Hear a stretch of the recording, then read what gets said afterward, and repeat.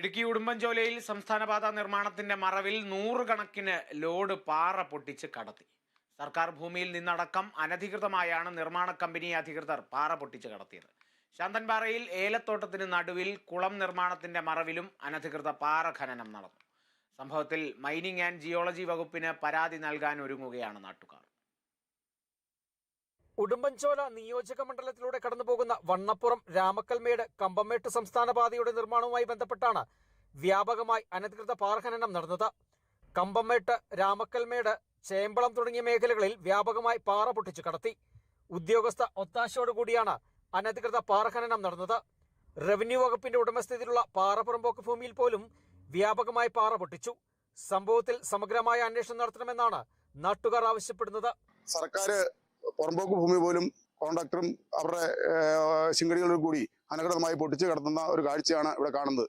ചേമ്പളത്ത് തന്നെ ഈ റോഡിന്റെ വിവിധ പ്രദേശങ്ങളിൽ നൂറുകണക്കിന് ലോഡാണ് യാതൊരുവിധ അനുമതിയുമില്ലാതെ പൊട്ടിച്ചു കിടത്തിയിട്ടുള്ളത്.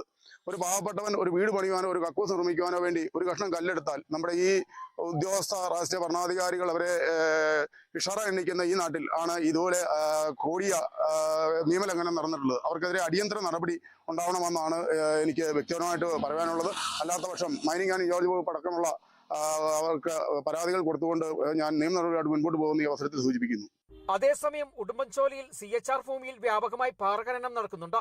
ശാന്തൻപാറയിൽ ഏലത്തോട്ടത്തിന് നടുവിൽ കുളം നിർമ്മാണത്തിന്റെ പേരിൽ നൂറുകണക്കിന് ലോഡ് പാറയാണ് പൊട്ടിച്ചത്. വിദേശ മലയാളികളുടെ ഉടമസ്ഥതയിലുള്ള എസ്റ്റേറ്റിലാണ് അനധികൃത ഖനനം നടന്നത്. Kerala vision news, Idukki.